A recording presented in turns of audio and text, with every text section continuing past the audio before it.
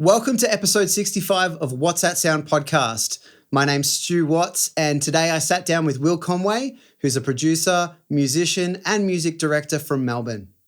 In this episode, we talk about why it's important to get comfortable with the artist before starting a session, developing the ability to trust your instincts, as well as the importance of building a small, tight-knit community.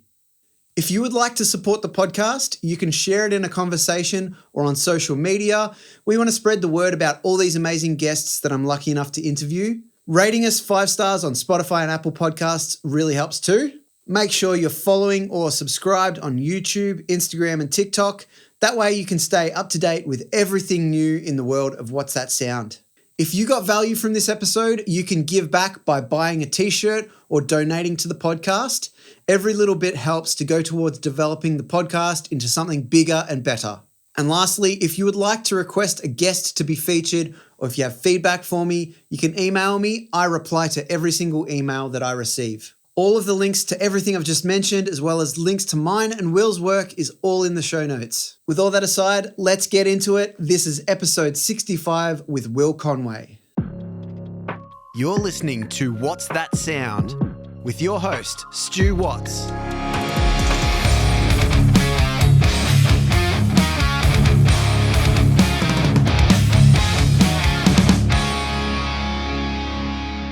Welcome, everyone. I am here with Will Conway. Will, welcome to the podcast. Thanks for having me. Thanks for being here, man. In person. I always love an in-person podcast. Definitely. Yeah. So for anyone that doesn't know who you are and what you do, give us a little bit of a quick rundown of what your day-to-day life looks like.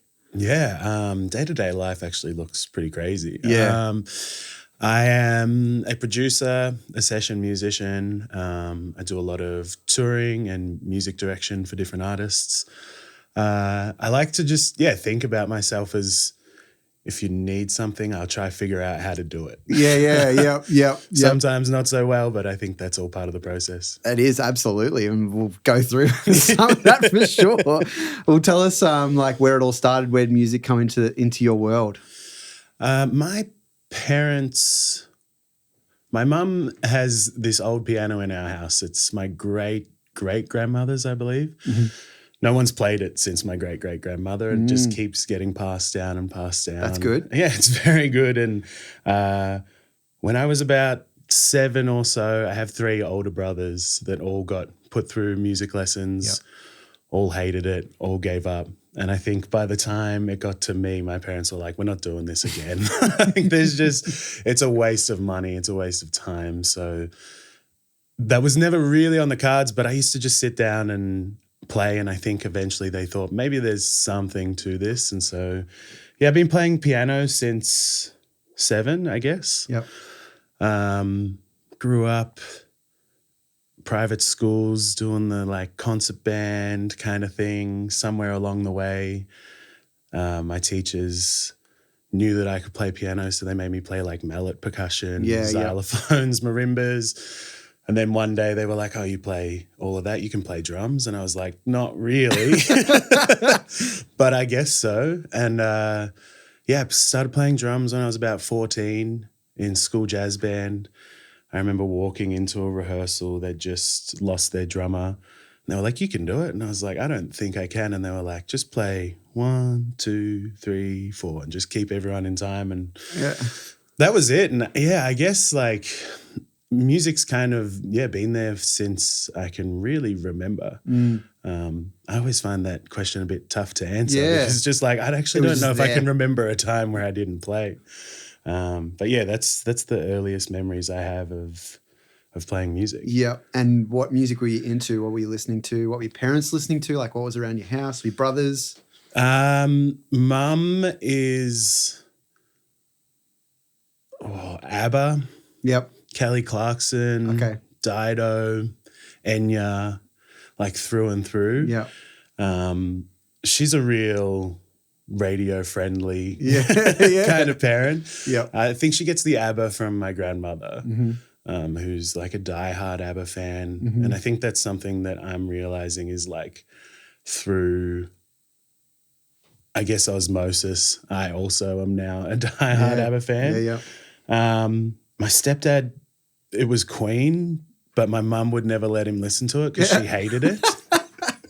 He's maybe the biggest Queen fan I know, but I probably heard 3 or 4 Queen songs in our house before mum would turn it off. She just can't handle it. Can't handle it. So yeah, my earliest listening memories are all female artists. A lot of Dido and Enya. Yep. Is what I remember listening to as a kid.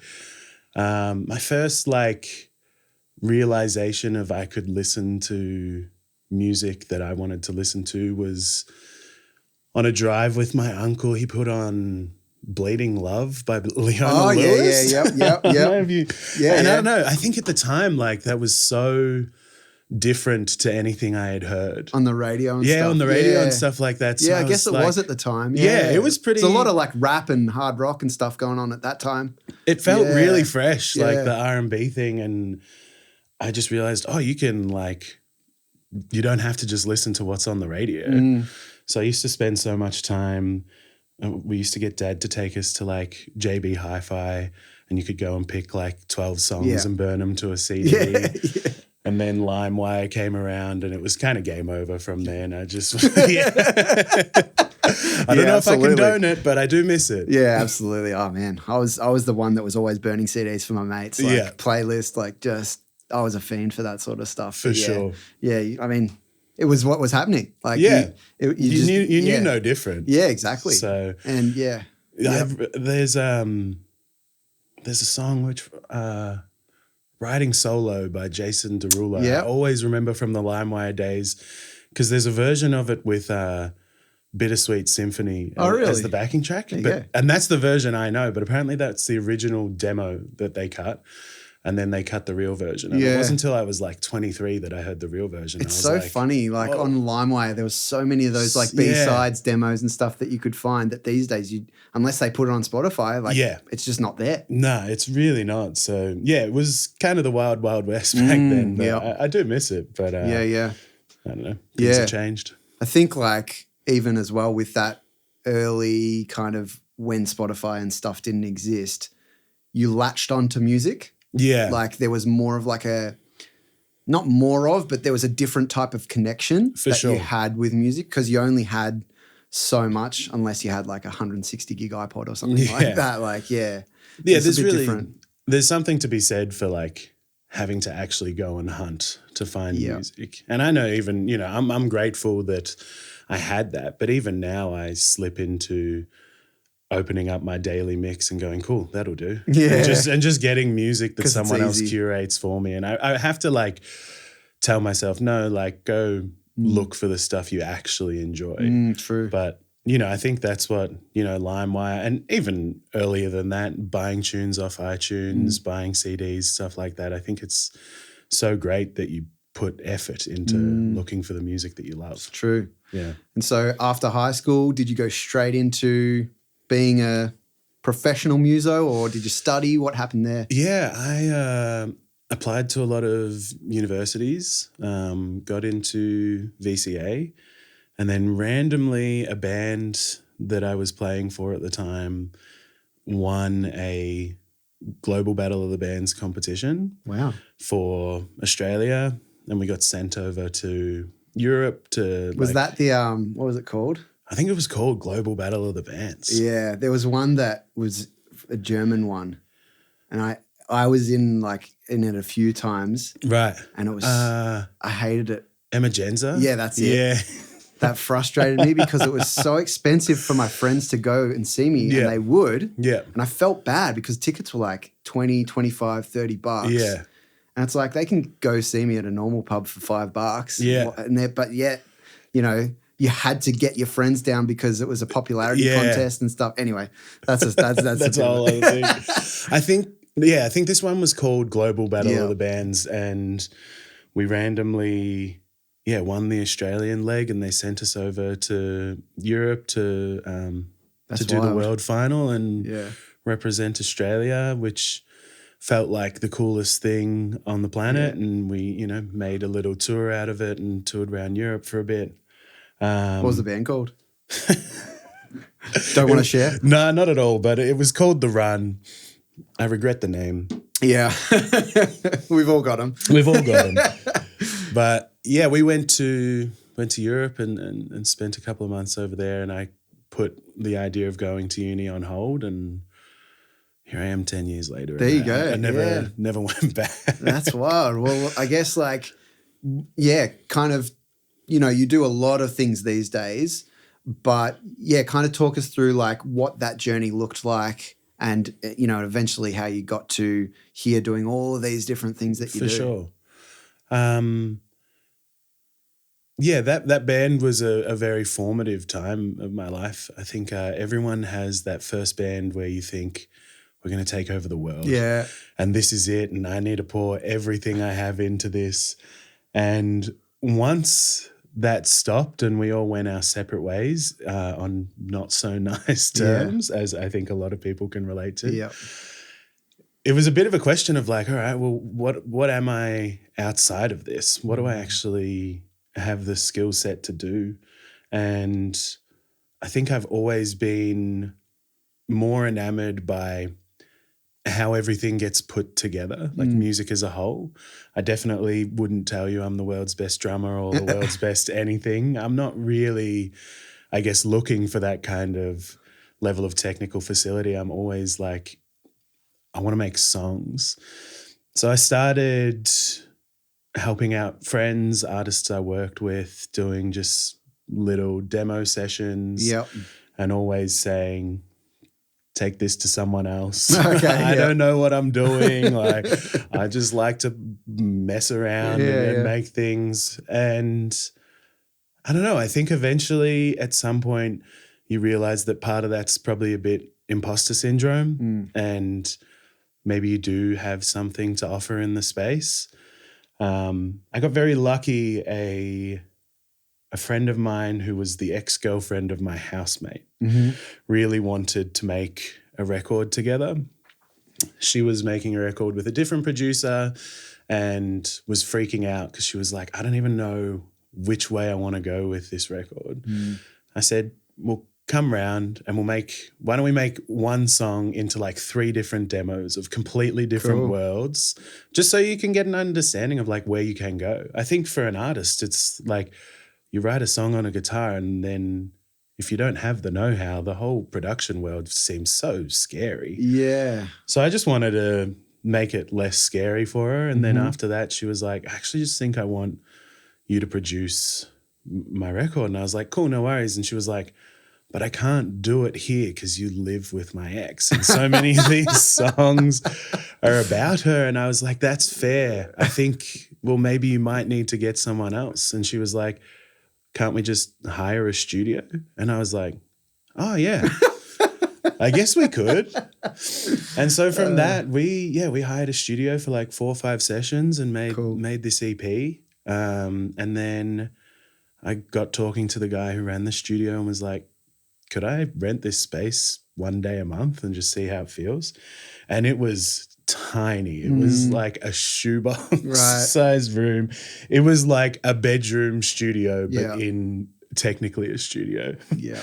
And I stayed there for a bit of time and then eventually moved to the spot I'm in now, which is much nicer. But she really unlocked this thing in me of like, oh, I can do this. And I guess through like going and doing it in an actual place, it really inspired some confidence in myself that absolutely. Yeah, I mean, I can relate to that, and I'm sure so many people listening can as well, because like you make do with what you have and money's tight and whatever, and you just start where you start and you kind of just accept it, I guess, unless you have that ability to think bigger and just go, no, I'm going to go straight out. I don't think most people have that. No, not at all. And so, yeah, like when you go into like a real professional studio or you have your own space even, just get outside of your home or something, your brain just goes, wow, the possibilities are like crazy here. And you just do so much learning and stuff. So like what were you thinking about in those early sessions when you were starting to explore things? Like what was it all about? I think in the earlier sessions when I'm just demoing for friends and it's all for free, it's just about having fun.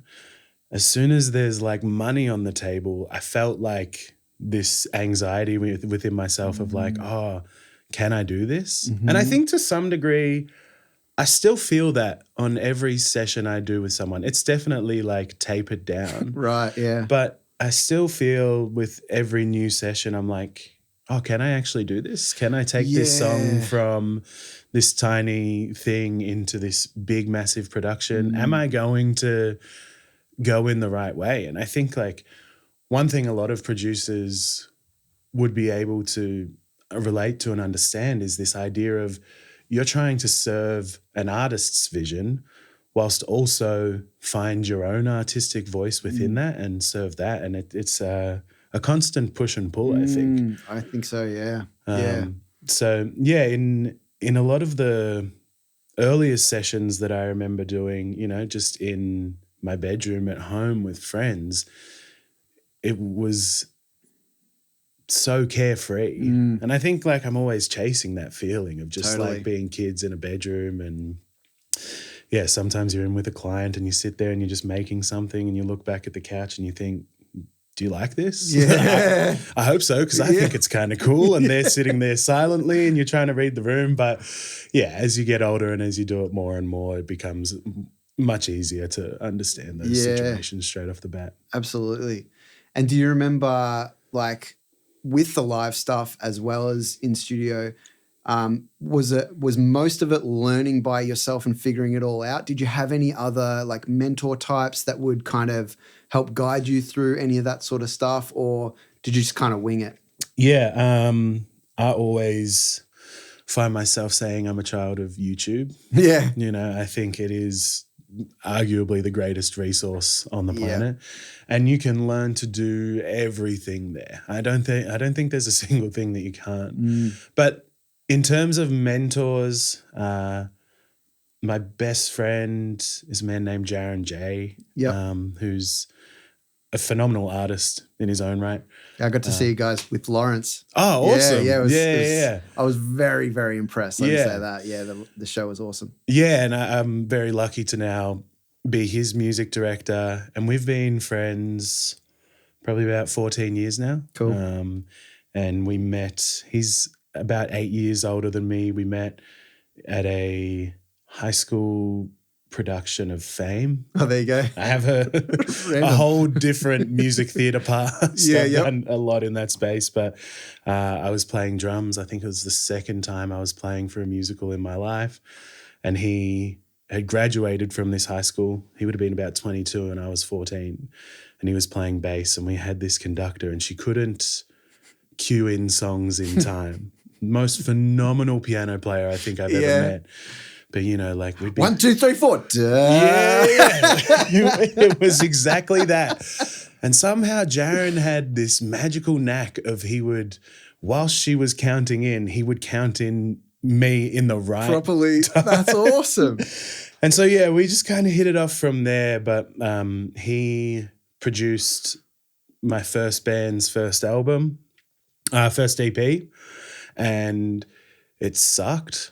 We never actually used it. And then eventually, years later, he produced our first album, and it was really good because obviously he was on his own journey of learning and whatnot. And now I think he's a phenomenal producer and a phenomenal mix engineer. And he's a mentor in the sense that I'll call him every second day and we'll talk for an hour and a half and I'll be like, please, how do I do this? I have no idea what I'm doing.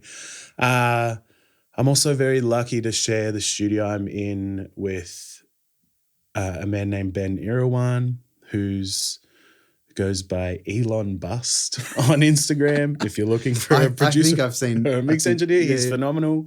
And he's actually younger than me, so it feels weird talking about him as a mentor. But I think just as a sounding board and a really good like wealth of knowledge, of different knowledge to what I have. You know, I think, you can kind of learn from anyone, really. Totally. And I was going to say, like, I think you would have seen that, you know, touring heaps with different artists, and I want to explore that a bit. But, like, you just see that everyone has things that they've unlocked through their lives and, you know, like approaches, different understandings of music, all that sort of stuff that like, absolutely. You can just learn from anyone. Yeah. You can't shut yourself off from thinking that people know less than you because it's a losing game. Like, yeah. I think the only other one, and maybe I would say the most important, is Dave Jenkins Jr. Yep. Who's maybe just, I guess, does the exact same thing that I do, but way, way better. Dave co-produced an album that I worked on that was released last year for an artist named Hassall, and I learned so much. You know, we would go up, we did the album over like 2 years. We would go up for like 2-3 days at a time to his studio in Sydney in Golden Retriever in Marrickville. And yeah, even through just watching him, but same thing, I'll kind of call him and we've been very lucky I supported, he was playing with Keita Alexander and I was supporting that tour last year. Awesome. So we've done like some touring stuff together. And he mixes a lot of the records that I work on because I just like love his mix. Very it's cool. Phenomenal. So yeah, they're probably off the top of my head the three biggest. Yeah. Now let's go into like where you spend your time. Obviously, it's going to be different all the time because of all the different stuff you do. Firstly, kind of if you could split that in percentages, how would you split that? And then how do you balance it all? For sure. It tends to be a bit seasonal, but if I had to, I'd probably say these days I'd do an even split 50-50 between being in the studio and playing gigs, being on the road. During this period that we're in now, summer, it tends to be a lot more gigs and I find myself away from home a lot, so not necessarily getting into the studio, but then kind of over winter time, it's like a really nice time to hunker down and just smash through some production stuff. Yeah, it's how do you fit it all in? If you have the answer, please let me know because I'm still trying to figure it out. I think I feel like the last 3 years I've just constantly felt like I'm chasing my tail a little bit. Not always in a bad way, but I think with every year the workload gets bigger and I have to keep, I guess, telling myself to like rise to that occasion. And then eventually I think you start to like, I think the whole job is being a yes man so much until eventually you have to tell yourself it's okay to say no. Yeah. And you have to kind of learn to say no because to get to where you've gotten to, you've had to say yes to absolutely everything. Yeah. But eventually that just isn't sustainable. That's what burnout is, right? That's what burnout is, yeah. And I think, I definitely have experienced proper burnouts and it's not where you want to be. It's not healthy. And I think sometimes in our industry, it's kind of glorified a little bit, you know, this kind of hustle culture. And I, to an extent and for that, I think you don't get anywhere without a little bit of drive behind you. But there's also a point where it's like you're just killing yourself. Yeah. It's not diminishing it's not returns. living. Yeah. I think, diminishing returns is a great way of putting it. I think learning that, how do I say, learning that good rest and looking after myself actually means that the time I'm spent doing something will probably be quicker. You know, something that might take me 3 hours at 11 o'clock at night because I feel like I need to get it smashed out will probably take me an hour at 7 o'clock in the morning if I just go to bed and get a good night's sleep. So, and you know, learning to flip that in your brain as someone who's spent their whole life out at pubs till 1:30 in the morning, and I'm definitely a night owl. I love to have someone in the studio and we make something till 4 or 5 in the morning. Like it's exciting, but these days I'm very much valuing sleep and good rest, and it really starts to catch up. You realize you can't do it your whole life. Yeah. The other thing to that, I think, is like not necessarily the late sessions, but what you said before about trying to finish something at the end of the day or whatever. I think there's this feeling of we have to do everything urgently because if we don't, then something else is going to pop up and we're going to miss out on this opportunity or whatever. But like, I think the more that you do it, you realize that no one's really urgently waiting on you, I don't think, unless No. you're in a live situation where you have to play a gig or whatever. Of course. But in the production space, I think, yeah, like people might make it seem like things are urgent. Yeah. But really, if they have to wait a day, Yeah. is that going to affect it that much? Yeah. Sometimes yes, but 90%, 95% of the time I'd say no. Not at all. And I even feel that when you're in the studio for the day, you know, I found myself coming into the studio, making sure everything was set up, ready to go, like 2 hours before an artist gets in, which I think is good practice for sure. But I think understanding that an artist understands what this is. If you have to take 15 minutes to set up a couple of mics and get some sounds dialed in, they understand. Yeah, it's also time to shoot the shit as well. Yeah, exactly. Like, and Connect arguably that's more important than the actual doing. But I used to be like, as soon as they get here, we have to go straight into work. And these days, like, not even. These days, a lot of my production work, I'd say probably half, has moved into more of the songwriting space. And we'll come in and we'll hang out. There's a basketball hoop in the alleyway outside where I work.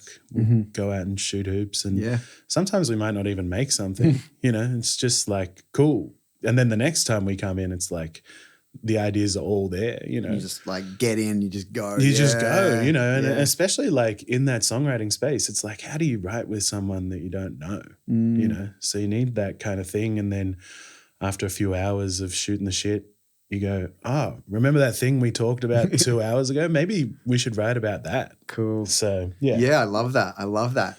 And I guess, you know, having that even split, they're vastly different jobs, being a music director, playing gigs versus being in the studio. How do you find that you approach each of those things? What are the similarities? What are the differences? Yeah, obviously I play a lot of gigs. Some of that is as music director, some of that is just as a gigging musician. And the gigging musician thing feels like the most separate of all of my roles. It's very much learn the material, show up, play the material. It's, and especially because in a lot of those settings, there's another musical director that's not me. I find those gigs super straightforward. Just do the thing. Being a musical director and being a producer, I actually think are pretty similar. Okay. I think your whole job is just looking at the big picture stuff, looking at how everything works together, understanding like everyone's parts, not just your own. And you're essentially building, when you're building a live show, it feels like you're building, I guess, the same way you would build an album. Interesting. A lot of projects that I music direct for don't have, we work with like backing tracks and whatnot. Yep. And they'll have songs that are just them and an acoustic guitar. And it's like, cool, well, we can't go from this big like sonic palette to this kind of like stripped back band version. So then all of a sudden, like I'm producing as part of being a music director. Wow. Yeah, cool. To have the show feel like a whole thing in itself. So I actually don't find those two roles very different. Music directing puts me in the studio maybe as much as producing does. And then I'm very lucky that I think every artist I music direct for, I also am producing for now. And I think it's a very natural thing, you know, because like I said, we have to produce up these demos to at least get an arrangement for a band set. Especially if the song's not released yet. Or you're 80% of the way to making a new record. Yeah, there you go. Like, all you have to do is just like put some actual vocals on it and you're good to go. Yeah, I love that. So, yeah, those two roles I actually find to be relatively similar. Producing doesn't have the on-the-day stress of being a music director, like the actually being at the gig, of course. But apart from that, the lead-up feels very, very similar to me. Music directing is something that I touched on the fact that I've done a lot of theatre in the past and a lot of theatre music directing. And I always wanted, I saw people who music direct, like Phineas music directs for Billie Eilish and all these big, big pop stars. And I was like, I would love to do that one day, but also how? Because when you're playing in local circles, everyone's just like playing with their mates. There's no like music directors or big things like that. So how do you do that? And one day I just realized, I don't know, I guess you just ask someone, hey, like, can I music direct for you? And then they say, yeah, and you just give it a shot. And then after that, people see you do it, and it's like anything in the industry. If you do it well, other people want to use you for it. So I don't know. I feel like I've very much just stumbled into every job that I have, and then once I'm there, I'm like, all right, cool, I'll figure out how to do this well and be a valuable member of the team. I love it because it's like, obviously you've got big ideas, you've got the confidence to say, I can see something bigger here. Trust me with this, and we'll see what happens. But it's also like you're making your own job in a way, but they're jobs that already exist, and then you eventually figure out that, okay, this is exactly what I'm doing. Yeah. It's kind of like you make the job and then you realize there's a name for it and that thousands of other people do it, and you're actually not making anything new in the slightest. But I'm sure you might be able to understand this. It's a bit like, what does a producer do? And especially in the modern day, I think what a producer has changed so much. There's 10, 50 different definitions of it. 100%. And different people all look at it in different ways. And I guess to an extent, same thing with like being a music director, that, I just enjoy hanging out with cool people. I feel so blessed to work with the artists that I do, but all of them I work with because I'm like, this is really cool music. I think I have something to add. Let's figure it out, whether that's in a live space or studio space. Let's just see where it goes. I love it.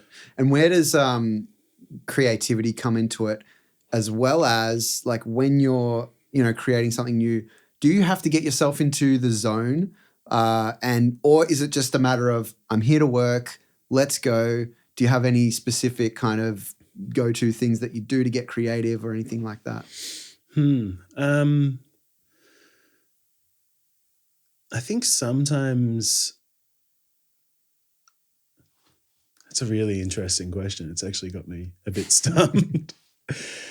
I think the start of any session sometimes can feel a bit more like paint by numbers, in that if someone is bringing me a song and it's just them and their acoustic guitar, obviously I'm a drummer, first and foremost, I would say. So I'm going to put down some drums. Cool. And then I'm going to put down some bass because that's the most natural thing to do. Fair enough, yeah. And I'm going to like carve at this rock until eventually I'm like, okay, now I see what we're looking at here. Let me go back, usually scrap everything I did because I hate this, but now I have a better understanding of where I want to take this. I made a song with Ben, who I share a studio with, and this artist, Benny Morrell, the other week, and I think we made the same song like 4 times in a day because I was just playing some chords, and then Benny started singing some stuff over it, and we were like, okay, cool. And we started playing some things, and then we're like, this is going in a different direction. So he started rewriting the lyrics, and we kept going around until we were like, actually, that second idea was the best. Let's go back to that. So I think it is a bit of like turning on the creativity is finding, I guess, the limitations. Right. I don't think creativity exists without limitations. Pardon me. And when you're in a studio, there are no limitations. Like even looking around here or like looking around my studio, it's like we can do anything. Yeah. The world of plugins is crazy. The amount of instruments we have in this room is crazy. Like we could just do absolutely anything. You can make a 65-piece orchestra on your laptop these days. It's crazy. It's so exciting. But also knowing that you have that, how do you actually pick what is right is a really difficult thing. And I think it takes a lot of like being honest with yourself and being like, I love this guitar part I just played. It sounds really cool. It's not the right thing for this song. Totally, yeah. You know, and it is a lot of trial and error and scrapping things and stuff like that. So I find like my creativity kind of gets unlocked once we know what the parameters are of like, oh, cool, we're making a country sounding record. We want to put some lap steel, acoustic guitars, light electric guitars. And then it's like we're painting in a world, you know, and I think that's like one thing I'm really enamored by is like world building. I'm a like big album fan. You know, I'm always obviously dependent on the person, but I love to work on more than just one song at a time. Try and tell stories through that way. And yeah, once you kind of like have the recipe of like, oh, this is the world we live in, you understand what fits within the world, what maybe doesn't, but maybe that'll be a cool little thing to throw in there to take it somewhere different. And that's when the creativity kind of starts, I think. But that initial process is a bit like, I don't know. Just see what happens. Just throw anything at the wall. And I think like all that stuff, you just hone in over time. You realize whether your instincts are right or wrong. You realize kind of the confidence you have to say that's definitely not the right part for this. Yes, it's cool. Don't get attached to anything. You know, like I think that's and what you said real early on where you invite your artist to do 3 different demos of the song to find out which one's the right thing. I think that's a really cool exploration of like, we could do anything here. Like you said, it's infinite. Like music is actually infinite. And even, I mean, I don't want to bring up the dirty word of AI, but the possibilities that you can throw to that and see what happens as well, like that just expands things tenfold, hundredfold, millionfold. So you're right. And instinct is so huge and confidence, but that only comes with time. 100%. And I think over time, one of the biggest things I've realized is that your instincts are always right.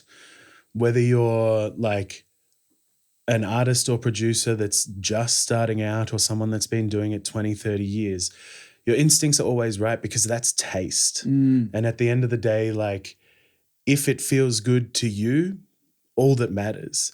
You know, there's so many people, I guess, trying to chase what is the current hip thing.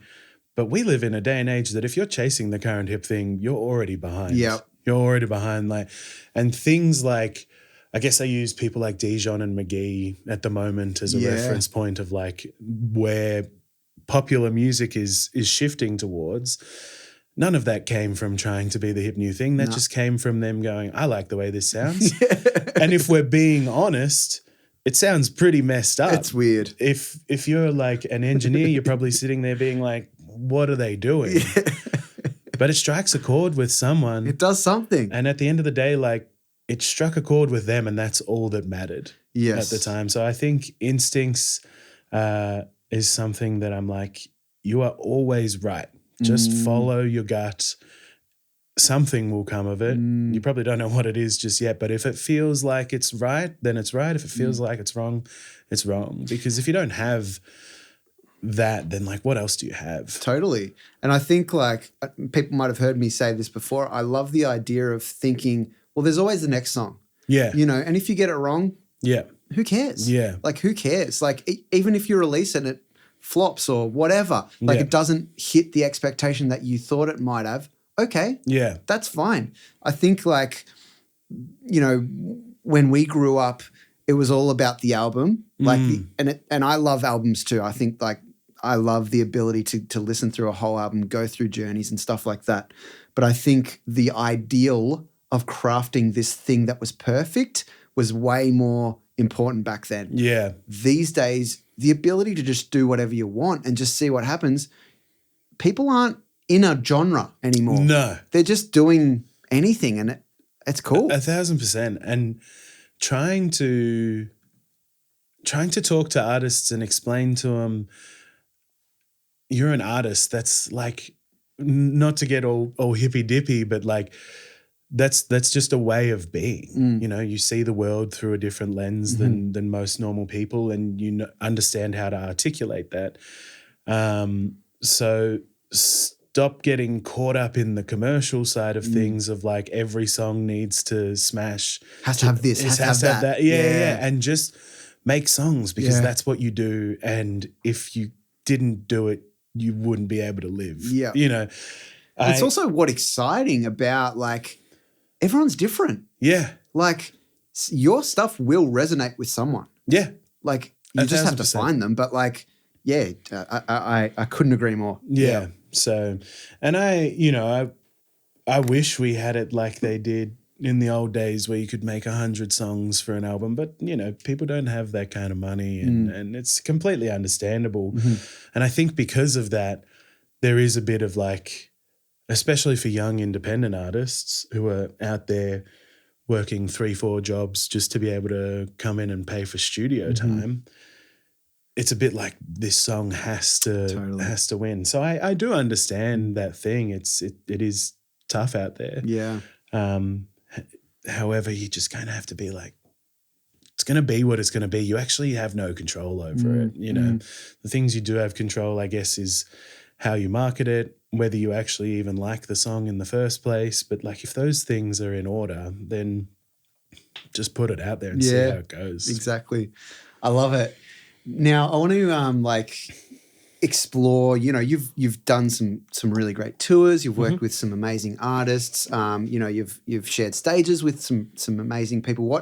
What do you think were your expectations about doing those sorts of tours versus what the realities of what are they actually like, and kind of what surprised you about, you know, seeing that sort of, you know, big stage stuff? For sure.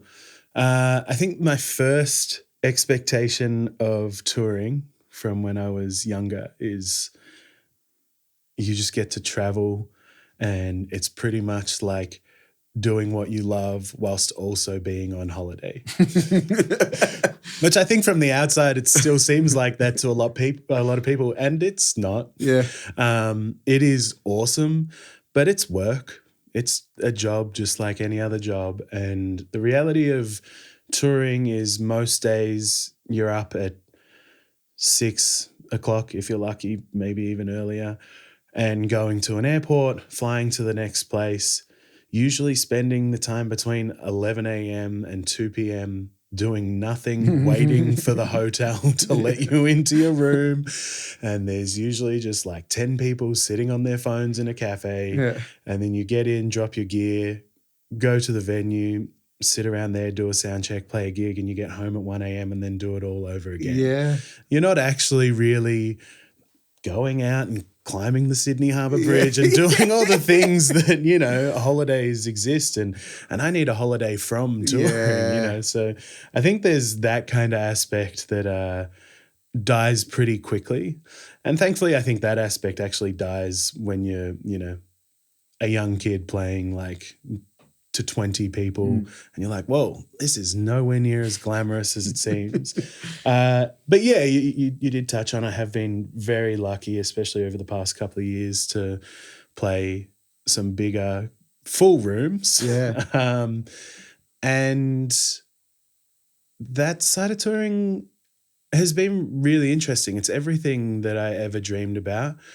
Something I don't think anyone can prep you for is how quick it loses its spark. I remember that Lawrence tour was like the first really big tour I went on. And then for some reason since then, they just haven't stopped. Yeah, and awesome. that's really cool. But being on that tour, I wish I could go back and just like bottle up that feeling, because every room felt incredible. Yeah.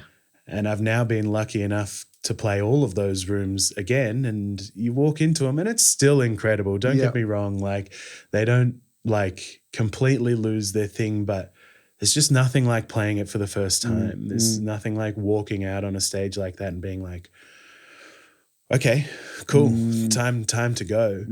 But I don't want to undersell it. A gig's a gig, you know, like for the first kind of 30 seconds, it takes your breath away. And then you realize you've got a job to do. And I think for me, one thing it's actually been really good for in general is just getting me to be present in the moment. And that has then kind of transferred over to smaller gigs as well. And just like, it's really made me very grateful for what I get to do. But I said to someone the other day, someone asked me about my 3 favorite like gig moments of the year. And I played arenas, I played theaters, I played all of this kind of stuff. And I don't think I said one of them. I said this one time where my friend got up and we played bass together. He played left hand, I played right hand. This house party show that we did, and this random Christmas gig that I did where like I was playing keys, my friend was playing guitar, and we put a percussion table in the middle of us. Awesome. You know, all relatively small shows, but at the end of the day, like it's not, and even in touring, it's not the moments on stage that I remember. It's the like sitting around some Airbnb at 2 a.m, like having a drink with these people. Like I very rarely am thinking about the actual time on stage. That's fascinating. It's always just the people that you get to spend it with. And I think that's one thing that I've really, probably over the past like 5, since post-COVID, you know, I've really been focused on not just being a gun for hire to anyone, but really wanting to play with people that I enjoy being around. Because I tell you what, being on a gig with people that you're even semi-uncomfortable with, it's just torture. It's a waste of time. So yeah, I don't know. I don't really remember the being on stage for the big moments. But I think you bring up such an important point, and I think the more you do stuff, the older you get, the more you start to realize how valuable time is. You make that decision of like, I'm only going to say yes to the stuff that I really vibe with and the people that I really get along with, because it's just not worth it. Like, money is important, but how important is it if you're fucking in the studio with someone for 5 days straight and you're like, I'm just not vibing it. I'm not enjoying myself, and we don't get along. Like, what are we really doing? What's the point? What's the point? 100%. I think that's a big, like, a big thing where music direction kind of came into it for me was I remember seeing these, and I don't know if other people actually look at things like this, but I remember seeing these pockets of like session musicians from around the country, and there would be like a pocket of like 7, 8 people, and they all play together on different artists' stuff. And I thought, oh, that's cool. I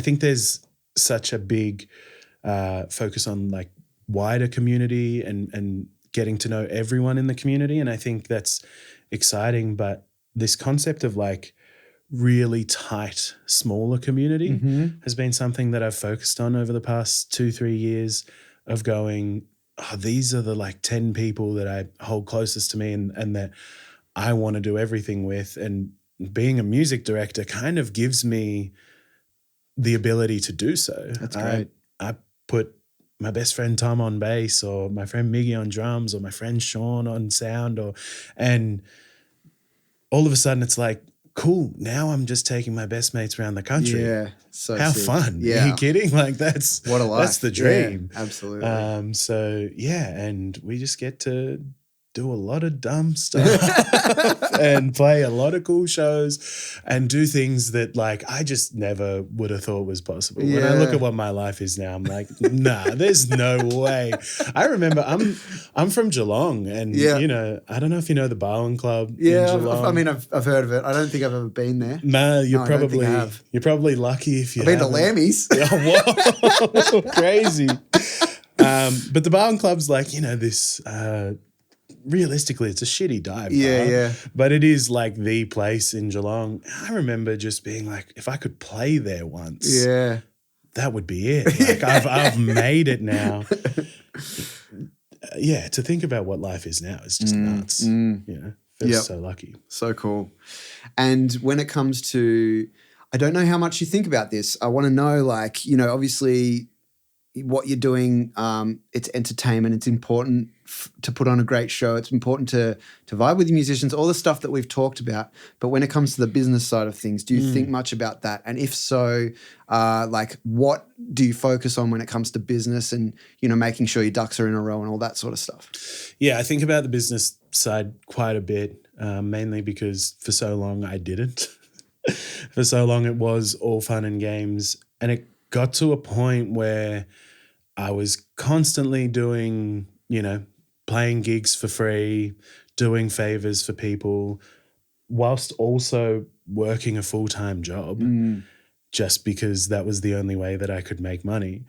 And it got to this point where I was like, I'm working 2 full-time jobs and I'm getting paid for 1. And I either need to do less music stuff because it's getting in the way of my actual job, or I need to make money from this music stuff and get rid of this other job, which is actually what I want to do. And I think it's always this tough thing of like, how do you start? How do you start like making money from music? And I think the scale also drastically shifts, right? In that for my best friend, of course, I'm still going to play this gig for free. But you have to start being a bit more direct and a bit more picky about which people kind of get that treatment and which people don't. And at some point you just have to go, this is my line. I can't go below that. I need to make sure that I'm making money for what I'm doing, and it's a value thing as well. You know, it's a value within yourself of like, no, I deserve this. And again, I think it comes back to that imposter syndrome thing. Yeah. There will always be a better drummer than me, a better producer than me. Like we will never be the best at what we do. That's just like plain and simple. But if you're always thinking like that, then you kind of feel worthless a lot of the time. And it's just not true. Like I think you touched on it before, like everyone's got something to offer. So from the business side of things, it really became about, okay, how do I make sure that I'm charging for my work? And I think like the toughest part about that is knowing that like artists are getting screwed, especially like on these big tours and stuff, understanding that like even if the band doesn't get paid, they're still not breaking even just on like paying flights and a comm. You know, it's ridiculous. It's so ridiculous. Yeah. And I think that's something that a lot of people don't understand about like especially support band touring. They're getting paid peanuts. And you kind of like, unfortunately, have to put that aside in your brain and go, yeah, but why does that then mean my time doesn't get valued? And at the end of the day, I hate using the E word, but like an artist playing the Forum is getting a lot of exposure. It's doing nothing for my career. No one's seeing me play and go, oh my God, let me get him to produce my record. They're too busy thinking about whoever's out the front. So you have to just be a bit kind of, I guess, cutthroat about it. And it hurts sometimes. Yeah. But also realizing that like this whole industry is business meets social the whole time. And you're going to be friends with everyone you work with to some extent. So if you're out here cutting deals with friends, you're going to cut deals with everyone. Just plain and simple. I've got a couple of thoughts on it. And I think one of them is the imposter syndrome stuff is obviously rooted in fear, and the fear that if we say something, people are instantly going to react negatively to that. But I think the more that you do it and the better you get at communicating, the more you see people appreciate that openness, as well as if you're thinking about that, maybe it forces them to think a bit more strategically and business savvy about their decisions. And you can go, let's approach this together and see how we can make more money. 1,000%. Yeah, there's two things on that. I think, like, especially as a music director, if I say, this is what I'm getting paid, this is what the band are getting paid, and someone looks at that figure and goes, whoa, that's pretty high. It's like, yeah, so maybe you're not going to take that random gig that wouldn't have done you any good, but you just thought, oh, maybe something to do on a Thursday night. Maybe on that gig you might play it solo and play to 2-3 people and actually use this resource to its fullest potential. I think that's kind of important for people to understand. Yeah. And then the other thing for me on the business side is that something I really try and do is like, this is the price. We can talk about discounting. We can talk about how to make this work for you. But I think it's important that people know what the price is. Yeah. Don't look at someone and go, oh, they're doing it a bit tough. I'll give you this price. Because then they start to think the lower price is the actual price, if that makes sense. Yeah. And people I think expect the discount. People expect the discount. And I think it's just always good to be like, hey, I'm going to help you out this time, but just so you know, for next time, this is actually what it should be being paid at. Because, yeah, I've definitely been caught in some situations where I'm like, oh, I'll do it cheap. And then next time it comes around, that's the expectation now. I think also on the valuation side of things, it's about valuing yourself, but it's also about valuing the art form and valuing like your fellow producers, fellow musicians. For every time that I take a gig and go, oh yeah, I'll do it for free, I'm undercutting the value of another person in the industry. And that's a really that was a really big lesson for me, is that I look at videographers who, apologies videographers if I'm wrong about this, but they seem to have the budgeting for things and the charging well for their time really down. Yeah. You go to any videographer to put on a music video and it's like you'll struggle to find one for less than $5,000. Yeah. Because they all value themselves properly. And all of a sudden that is what the service is valued at. But for us as musicians, whether it be gigging musicians or producers, the range in which you can pay for that is just crazy. I've got thoughts on this. Yeah, okay. Please. Because I've got a close mate who does videography, a couple of close mates who do videography. Video is such an easy medium to see quality, right? Yes. And so you can tell the difference a lot of the time. Creativity aside, you can see. Yeah. Music is such a subjective thing. It can be very blurry to say whether something's good quality or not. And even if it is bad quality, there's still value in it. So I think that's really tough. But I 100% agree with you, and I have this conversation all the time with young mixers, young producers and stuff, like, what are you charging? And it's like, oh, $250 a session. It's like, what are you doing, dude? Like, think about how much money you can make in a year if you're charging $250 a session, let alone what you're doing to the industry. Yeah. You're making all the artists think that that's what it costs.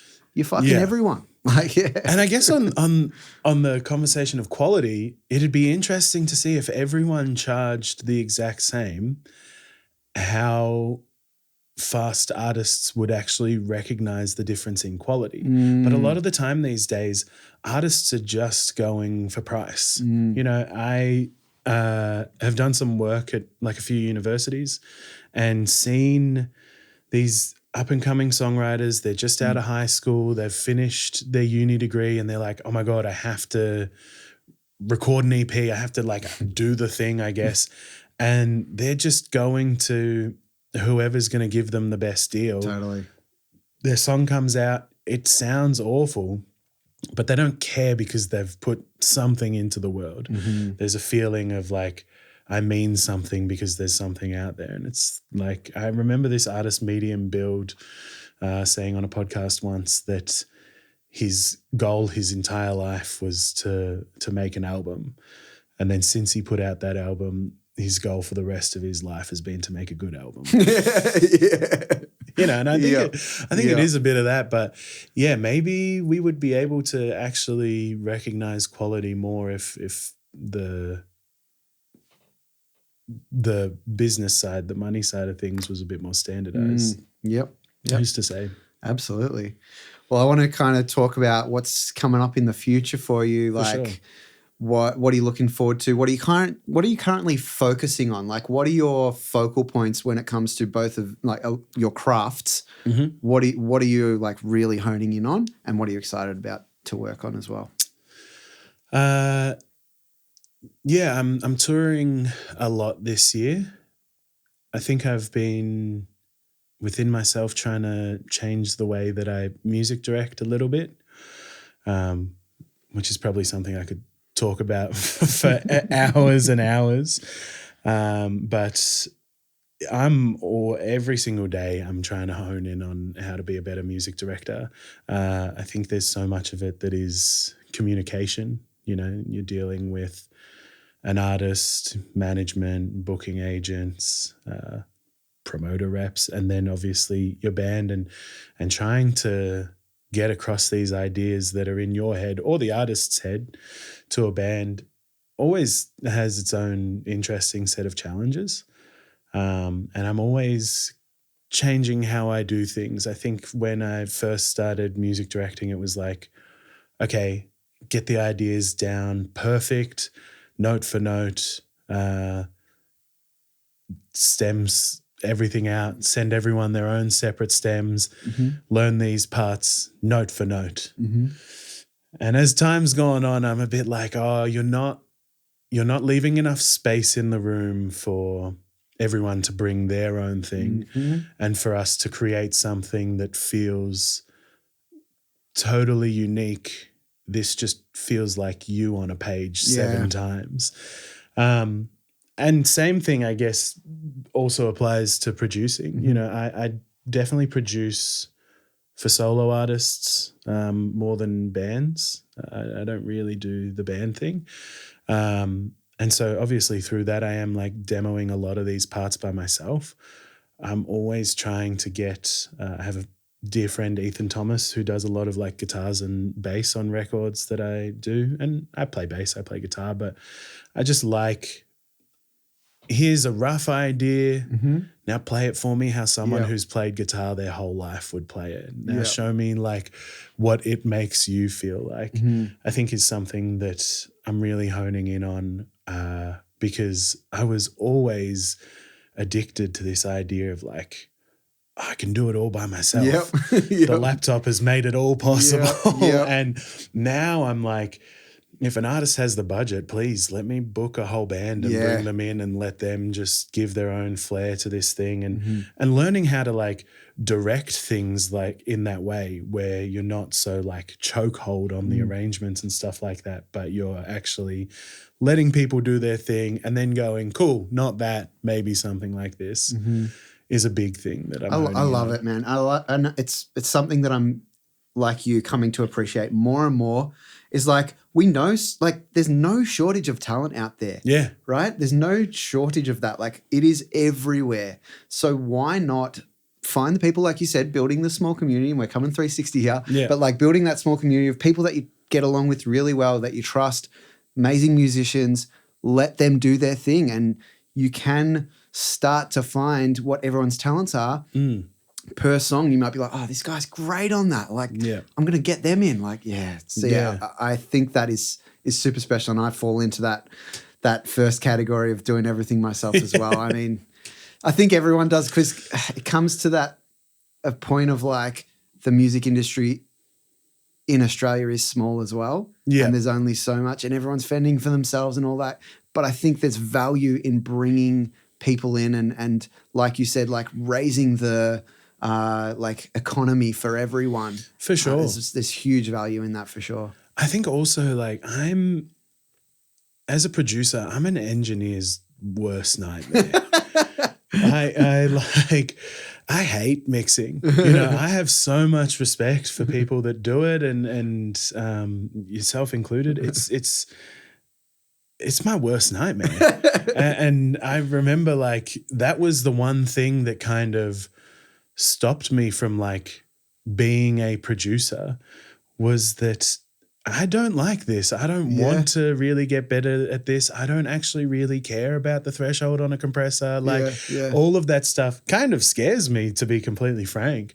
And learning that, I can just still produce a record and send it to someone else who has years and years of experience and loves to do it. Yeah. Oh, please Huge. let me. Yeah. I think in this industry, you have to diversify your skill sets. You have to kind of have your fingers in many pies, if you will.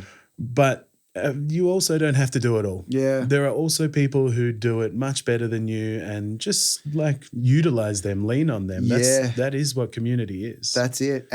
And what we also don't think about is it frees us up to do the stuff we do love. Yeah, 100%. I want to make records. I don't want to mix them. And there are people who love to mix them that do a great job. So please have at. Here's my stems. So good.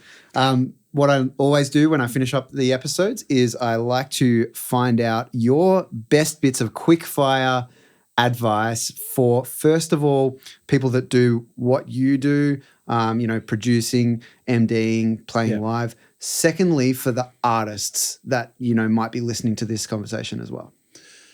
I think for people that do what I do, and especially young people who are maybe trying to get into it, similar to what we were talking about before, you kind of just can find your best mate who writes songs, and realistically being a producer or being a music director is just having more of a vested interest than just being like, I'll play drums for you on a gig. It's being like, no, let me help you out with whatever you need. I think a music director, when people ask me what that job title even means, I could give you 100 different things, but really it's just making things easier on an artist.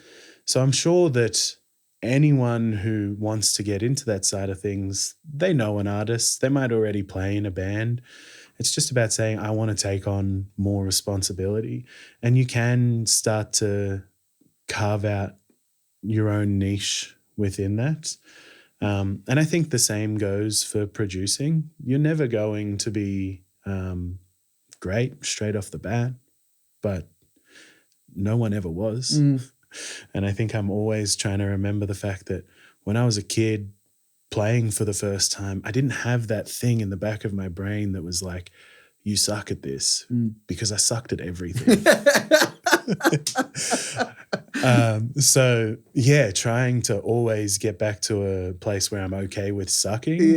That's so funny. It's tough. It's tough. But somehow when you cross that like 20-year-old threshold and you have some skill sets that are actually pretty okay, trying to build a new skill set is scary. And then advice for artists.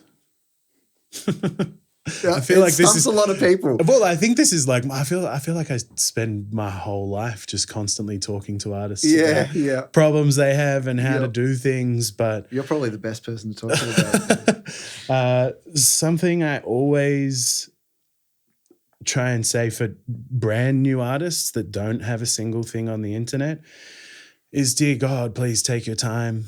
Like, every artist can relate to the fact that once you put something into the world, you're on the back foot. Now there's people that listen to your music. Now there's people that are flooding your comments with like, when's the next song coming out? I want more.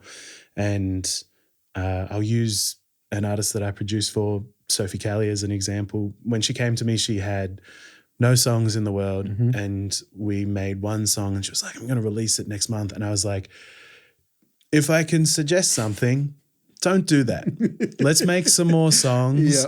Let's figure out what it is you're actually trying to portray as an artist. And then you'll have some stuff to keep following on from. You know, she's now released her first song and I think she released it 13 months after we started working together. She's got 4 follow-up singles after that. We're about to finish another EP that will be ready to come out once those singles are done. And she's ahead of the game. You never get that back as an artist. You are always kind of like trying to do so much and then remember that you have to record music and put it out. So yeah, take your time if you're starting out. 100%.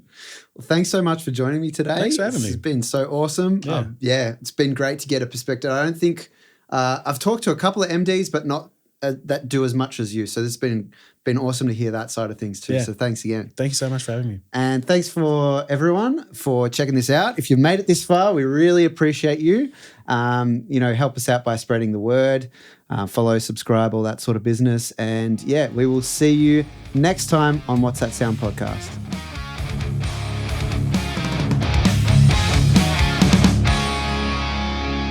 Thanks for listening to What's That Sound. Make sure you hit follow or subscribe on your podcast platform to stay up to date with each new episode. We'll catch you next time.